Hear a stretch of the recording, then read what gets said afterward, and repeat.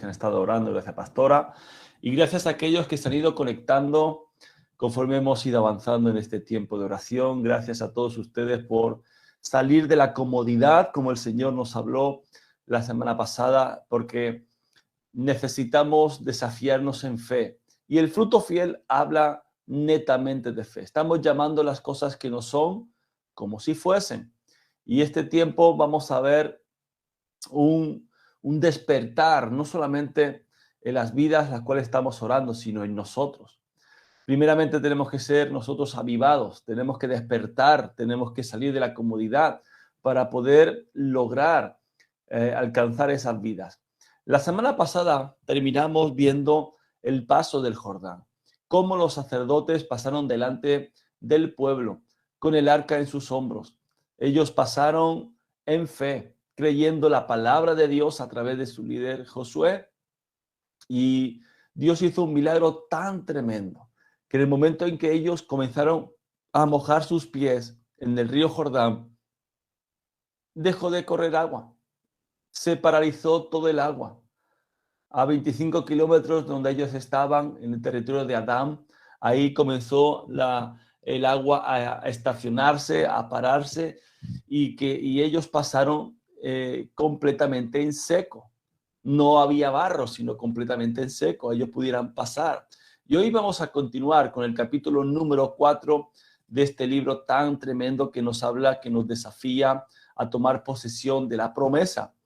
Dice el capítulo 4, versículo 1, cuando toda la gente hubo acabado de pasar el Jordán, Jehová habló a Josué diciendo, o sea, Dios le dio una orden a Josué de enviar primero a los sacerdotes y después que pasara todo el pueblo para que pudiera pasar, como dije anteriormente, por tierra seca, no hubiera barro en el cual tropezaran, se encallaran con los carros, con sus pertenencias.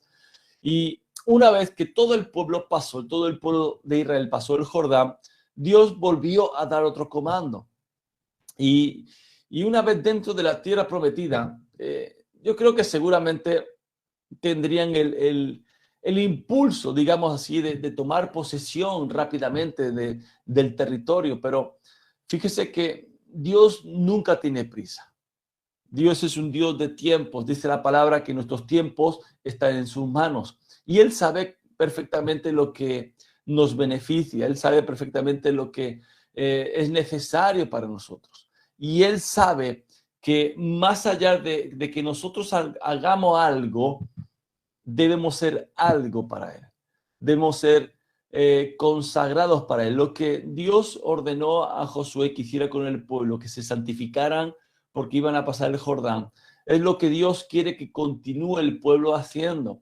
Han entrado a la tierra prometida, han entrado al territorio para tomar posesión, pero antes de que comiencen a tomar posesión físicamente del territorio, Dios levanta su voz nuevamente a Josué y comienza las instrucciones. Y las instrucciones son las siguientes. Versículo 2. Tomad del pueblo 12 hombres, uno de cada tribu, y mandadles diciendo, tomad de aquí, de en medio del Jordán, del lugar donde están firmes los pies de los sacerdotes, 12 piedras, las cuales pasaréis con vosotros, y levantadlas en el lugar donde habéis de pasar la noche. Entonces Josué llamó a los 12 hombres a los cuales él había designado de entre los hijos de Israel, uno de cada tribu. Y les dijo Josué, pasad delante del arca de Jehová vuestro Dios a la mitad del Jordán, y cada uno de vosotros tome una piedra sobre su hombro, conforme al número de las tribus de los hijos de Israel, para que esto sea señal entre vosotros.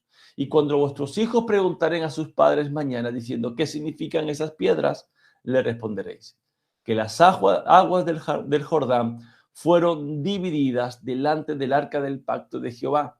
Cuando ella pasó el Jordán, las aguas del Jordán se dividieron, y estas piedras servirán de monumento conmemorativo a los hijos de Israel para siempre. ¡Wow!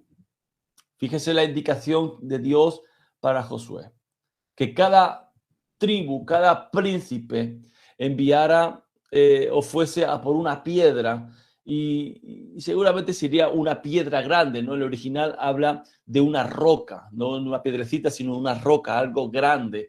Y fíjese que lo tenían que coger del suelo que estaba seco, porque el río se secó, justamente, valga la redundancia, para que el pueblo de Israel pasara. Entonces, las piedras eran para establecer un recordatorio, un memorial. Memorial habla de recordar, el memorial habla de revivir lo que ha sucedido. Ahora, ¿por qué Dios ordenó levantar un memorial? Algo muy simple, porque solemos tener amnesia espiritual. Solemos olvidar muy rápido lo que Dios ha hecho por nuestras vidas. Solemos olvidar muy rápido las maravillas que Dios ha obrado en nuestras vidas. Y el propósito de ese memorial, de ese recordatorio, es para que el pueblo de Israel pudiera enseñar a sus hijos acerca de las grandes cosas que Dios había hecho. El comando de Dios es: tomen 12 piedras, una por cada príncipe, por cada tribu, y lo van a llevar al lugar donde se van a establecer.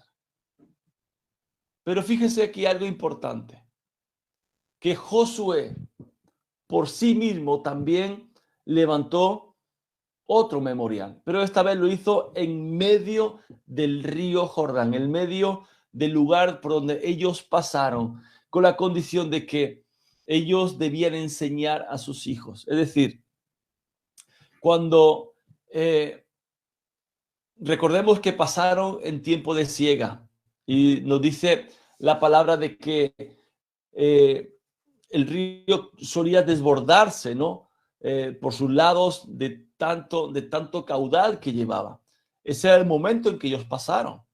El río estaba al máximo nivel y Dios hizo el milagro poderoso de establecer un lugar donde ellos pudieran pasar en seco. Pero lo maravilloso de eso es que Josué tomó iniciativa. Y déjeme decirle, a Dios le gusta que tomemos iniciativa. Que a Dios le gusta que hagamos algo por Él. Que levantemos altar, que levantemos memoriales para que cuando nuestros hijos pregunten, podamos decirle, es que Dios hizo un milagro. Es que Dios estableció un momento sobrenatural en nuestras vidas. Amado, muchas veces fallamos en nuestra confianza en Dios. ¿Por qué? Porque olvidamos sus grandes maravillas. Olvidamos las cosas que Dios ha hecho en nuestras vidas. Y por eso muchas veces la fe de nuestros hijos es débil. ¿Por qué? Porque ellos no han tenido experiencias con Dios, pero tampoco saben la experiencia que nosotros hemos tenido con Dios. Nunca se le ha contado lo que Dios ha hecho por nuestra vida, lo que Dios ha hecho por nuestro matrimonio, por nuestra familia. La palabra nos insta a que instruyamos a nuestros hijos en el camino, y no solamente está hablando de enseñarles la palabra, también está enseñarles lo que Dios hace y con qué intención. Nos dicen Proverbios que cuando ellos fueren viejos no se apartarán de él. Entonces los niños necesitan instrucción, los niños necesitan ser instruidos, los niños necesitan ser dedicados, los niños necesitan, nuestros hijos necesitan consagrarse a Dios para que ellos puedan tener su experiencia propia también con Dios. Pero ellos necesitan conocer de parte de los padres lo que Dios ha hecho. Amados, nosotros tenemos que cuidar a nuestros hijos. Ahora acabamos de comenzar la época escolar. Amados, y entiendan algo, no podemos contrarrestar toda esa información que nuestros hijos reciben de sus amigos, del internet, de la televisión, del colegio, de las enseñanzas, de las doctrinas que están ahora adoctrinando a nuestros hijos, con diferentes ideologías que están aprobándose en este último tiempo. Bueno, nuestros hijos tienen 25, 30 horas semanales de clase aproximadamente. Pero llegan a casa y se conectan al televisor o se conectan al teléfono, a la tablet. tienen casi las mismas horas de internet que horas escolares. Y ahí tienen vídeos de violencia, vídeos de libertinaje, están siendo influenciados por gente con un estilo de vida absurdo, los influencers. Entonces, toda esa información que nuestros hijos están recibiendo, el objetivo que tienen es dañarles y robarles el alma. Por eso usted y yo como padres entendamos que los hijos son de Dios y son herencia de Jehová, dice la palabra. Entonces nuestros hijos no son nuestros. Dios nos los ha prestado para que nosotros formemos hijos que adoren a Dios, que sirvan a Dios. Por tanto, hay que levantar memoriales en nuestras casas, enseñar a nuestros hijos acerca de lo que Dios ha hecho en nosotros y también en sus vidas, porque ellos también se han beneficiado de lo que Dios ha hecho en nuestras vidas. Alabo a Dios porque en esta semana estuve hablando con un discípulo y me explicó justamente esto, cómo él le explicó a sus hijos cómo era su vida antes de Cristo y cómo es ahora y cómo ellos se están beneficiando. ¿Qué hubiera sido de sus hijos si hubieran continuado con su vida en el pasado? Su vida de alcohol, su vida de adulterios, su vida de problemas en el matrimonio, de tener bronca, de tener peleas.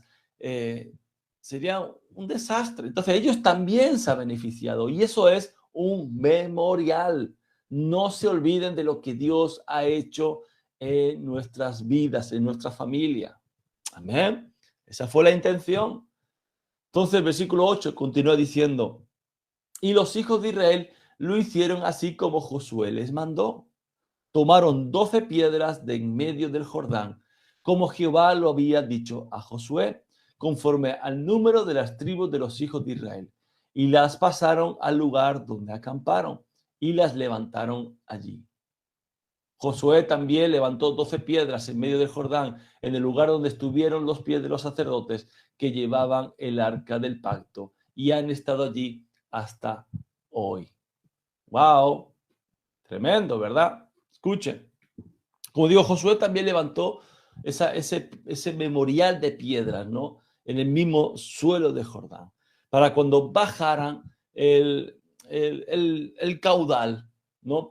Ya se terminó la temporada de lluvia, ya viene el tiempo de la sequía, pues ahí vieran los hijos lo que Dios había hecho. Amén. Entonces, algo importante que tenemos que meditar aquí. ¿Por qué les digo que tiene que haber memoriales en nuestros hogares? Ya he dicho que para recordar lo que Dios ha hecho en nuestras vidas. Y sobre todo en tiempos de sequía. Habrá momentos de sequía en nuestra vida. Momentos de problemas. Momentos de tribulaciones. Momentos de enfermedad. Momentos de escasez. Momentos donde usted y yo vamos a necesitar recordar las grandes cosas que Dios ha hecho en nuestras vidas. Qué importante tener un memorial. Qué importante es reconocer que Dios ha obrado. Y cuando usted vea ese memorial, wow, dirá, si Dios lo hizo ayer, también lo puede hacer hoy. Si Dios me libró ayer del problemón, hoy también lo puede hacer. Qué importante es destruir toda amnesia espiritual de nuestras vidas. Amados, ¿cuánta gente se han apartado del Señor? Y justamente el líder Julio estuvo orando por ello, por gente que conocieron al Señor, pero se apartaron. Porque Dios le dio la victoria y no levantó ningún memorial. Y volvió a pasar por otra situación difícil, por otra aflicción. Y por no ver el memorial, por no recordar lo que Dios ha hecho, por no recordar la fidelidad de Dios, se apartaron. ¿Y cuánta gente hay apartada, olvidándose de lo que Dios hizo en sus vidas? de cómo Dios lo sacó de las tinieblas, de cómo Dios restauró su matrimonio, su casa, cómo Dios lo sanó, cómo Dios lo prosperó. Pero rápidamente se olvidaron al momento de volver a pasar por otra situación difícil. Hay tiempos de sequía en nuestras vidas, habrá tiempo de sequía, pero ese tiempo de sequía, cuando baje el nivel del cauce del agua, como aquí en el Jordán, vamos a ver ese memorial. Esa fue la intención de Josué, para que vean lo que Dios ha hecho en sus vidas. Aleluya. Y continúa el versículo 10 diciendo, y los sacerdotes que llevaban el arca se pararon en medio del Jordán hasta que se hizo todo lo que Jehová había mandado a Josué que dijese al pueblo, conforme a todas las cosas que Moisés había mandado a Josué, y el pueblo se dio prisa y pasó. Wow. Fíjese que los sacerdotes estuvieron en medio del Jordán con el arca sobre sus hombros todo el tiempo, hasta que pasó el último israelita. Dijimos más o menos 2,5 millones, uno dice 1.700.000, otro dice 600.000, no importa, era una gran multitud que tenían que pasar por el lugar seco. Y los sacerdotes se estuvieron quietos, manteniendo todo ese tiempo sobre sus hombros el peso del arca. Amados, el fruto fiel es una oración constante. El fruto fiel es estar persistiendo en oración, en clamor, en intercesión, rompiendo yugos, rompiendo cadenas. Es estar una oración constante hasta ver las vidas rendidas delante del Señor. Amado, todos los días son fruto fiel. No solamente este tiempo estipulado en el ministerio por 3 meses. No, todos los días deberían ser tiempos de fruto fiel. No podemos dejar de orar por las vidas, no podemos dejar de orar por aquellos que amamos e incluso por aquellos que no conocemos. Alabado sea el Señor, porque aquí los líderes estuvieron orando por el pueblo, por aquel lugar donde nos estamos congregando, en Santa Perpetua de Mogoda. 26.500 habitantes, de los cuales podemos conocer 50 o 60 o 100, pero estamos orando por 26.500. ¿Se imaginan el avivamiento? Aleluya. Pero eso es fe.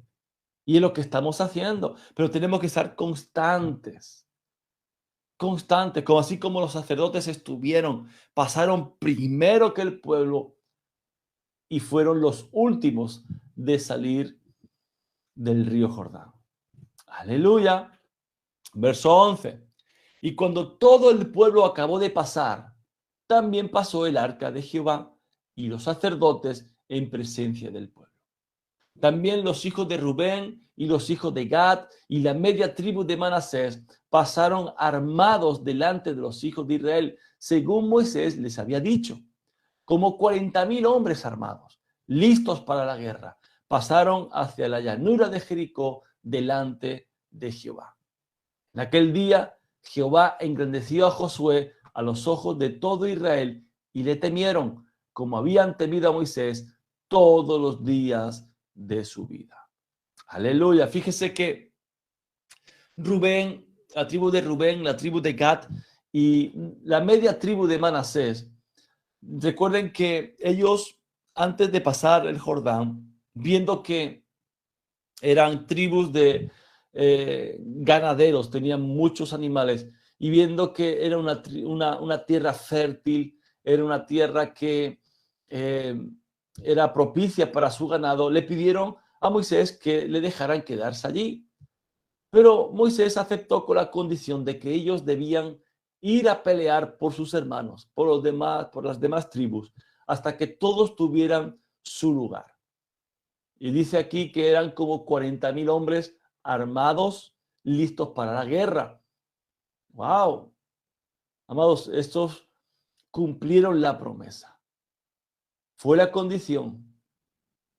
y ellos tuvieron el carácter de decir, nosotros ya estamos establecidos, vamos a tomar posesión de la promesa, no para mí, yo ya lo tengo, voy a pelear por la promesa de mis hermanos. Fruto fiel es estar peleando por la promesa, estar apoyando a mis hermanos en oración. No solamente voy a orar por mi fruto fiel, por las vidas que yo quiero que vengan al Señor, sino que también voy a estar peleando, voy a estar guerreando para que mi hermano tenga también su promesa, para que mi hermano también tenga la conquista, la posesión del territorio. Voy a estar orando por la familia de mis hermanos, voy a estar orando por la familia de aquellos que están en el mismo sentir, aquellos que tienen la fe de que Dios va a obrar de una manera tan tremenda. Amados, esto es lo que estamos haciendo. Y esto fue lo que hizo la tribu de Gad, la tribu de Rubén y la media tribu de Manasés. Pelear por la promesa de sus hermanos. No fueron egoístas. No dijeron, no, yo como ya tengo suficiente, yo ya lo he conseguido, los demás que se apañen. No, no, no, no. Ellos pelearon. Y el fruto fiel habla de eso. Habla de tener una simpatía especial, de tener ese compañerismo, de esa hermandad. Porque, amados, la conquista no es para nosotros. La conquista es para el reino. La conquista es para que el cielo se llene de almas salvas. Y por tanto, tenemos fuerza para pelear por las vidas que estamos orando, por el fruto fiel, pero también tenemos fuerza, capacidad, la intención y el amor, como oraba la pastora, que tuviéramos amor por los perdidos, amor por nuestros hermanos, apoyando en oración. Fue lo que hicieron. Entonces, dice que ellos pasaron hacia la llanura de Jericó delante de Jehová. Ya vimos algo cuando vimos la introducción al libro de Josué, y es que en este libro hay una transición. Si recuerdan, Moisés no tuvo ninguna guía, no tuvo ninguna escritura en la cual ellos podían, o en este caso Moisés, pudiera guiarse, ¿verdad? O sea, él dependía plenamente de Dios, de cuando Dios le hablaba directamente, de cuando Dios le hablaba en sueños, en visiones, e incluso por ángeles. En cambio, Josué sí tenía la ley de Moisés, que no es otra cosa que la voz de Dios, ¿no? Escrita. Ahora, otra transición importante es que Moisés seguía a la nube y a la columna de fuego, ¿se acuerdan? Se movían, ellos desmontaban todo el campamento y ellos seguían a Dios. Ahora, con Josué hay una transición, hay un cambio. El pueblo es el que tiene que avanzar y Dios lo seguía. El pueblo daba un paso de fe y Dios respaldaba. Y esto lo vamos a ver en los capítulos siguientes, conforme vemos la conquista, la toma de la posesión de ese territorio prometido, ¿no? Y terminamos con esta última parte que dice, y en aquel día Jehová engrandeció a Josué a los ojos de todo Israel. ¡Wow! Fíjese que Dios cumplió su promesa. Vimos en el capítulo 3, cuando Dios le dijo a Josué, mire, voy a engrandecerte delante de los ojos de todo Israel. ¿Con qué intención? Para que ellos entiendan que así como estuve con Moisés, voy a estar contigo. Fíjese que le repitió otra vez la promesa que le hizo en Josué capítulo 1. Yo estaré contigo, pero esta vez voy a engrandecerte delante del pueblo. Puede ser que hubiera alguno que estuviera dudando, diciendo, es que como Moisés no había nadie. Eso sí que era un líder. Él nos llevó por el desierto. Él estaba delante de la presencia de Dios. Dios le hablaba y él le hablaba a la roca y salía agua. Y él, escuche, siempre hay alguien que va a dudar del liderazgo que Dios le puso sobre él. Pero Dios dice a Josué, Eso no va a pasar contigo. Yo voy a engrandecerte. El pueblo de Israel se va a enterar de que yo estoy contigo, que yo te estoy respaldando. Y Dios lo levanta a Josué como un gran líder para todo Israel. Lo mismo que hizo con Moisés. Ahora, ¿sabes por qué? Ya lo he dicho en otras ocasiones, pero se lo voy a volver a repetir. Josué era un hombre que buscaba el rostro de Dios, no se apartaba del tabernáculo de Dios, pero también era un hombre que se humillaba delante de Dios, cumplía la orden de Dios. Dice la palabra que el que se enaltece será humillado, pero el que se humilla será enaltecido. Y eso es lo que estaba ocurriendo con Josué. Él se humilló delante de Dios. Él fue escogido por Dios y fue obediente en todo. Se humilló. Dice la palabra, humillaos bajo la poderosa mano de Dios. Y Él les exaltará cuando sea el tiempo. Y llegó el tiempo de Josué. 40 años en el desierto sirviendo a Moisés, humillándose delante de Dios. Y llegó el tiempo en que Dios lo exaltó. Aleluya. Y la consecuencia de que Dios lo engrandeciera delante de todo el pueblo, y es que el pueblo le temieron. Y no estamos hablando de un miedo, estamos hablando de un respeto, estamos hablando de una consideración, estamos hablando de una honra. Era el hombre escogido por Dios y el pueblo lo honró. El pueblo lo reconoció. Aleluya. Vamos a dejarlo aquí, continuamos mañana. Con este capítulo 4, interesantísimo lo que Dios está hablando en este tiempo de fruto fiel. Voy a pedirle por favor al líder Julio que conecte su micrófono nuevamente y pueda estar orando por esta palabra de hoy. Amén. Padre, te doy gracias, Señor, por esta palabra. Gracias, Padre, porque hoy hemos aprendido más. Y lo más importante, Señor, hemos escuchado tu voz, Padre. En el nombre de Jesús, Señor, te doy gracias, Padre, y que toda palabra se haga en nuestra vida. Danos, Señor, esa sabiduría para poder entender tu palabra, Señor, para poderla seguir y ponerla en práctica. En el nombre de Jesús, Señor. Amén. Amén, amén. Gracias, amados y amadas. Hasta este día hemos estado meditando, que podamos seguir meditando lo que Dios habla en nuestras vidas. Y seguimos mañana, 6 de la mañana. Nos vemos aquí. Será un tiempo precioso donde veremos la mano de Dios. Que el Señor los guarde, los bendiga y que tengan un inicio de semana laboral lleno de la presencia de Dios y que Dios sea iluminando su vida. Amén.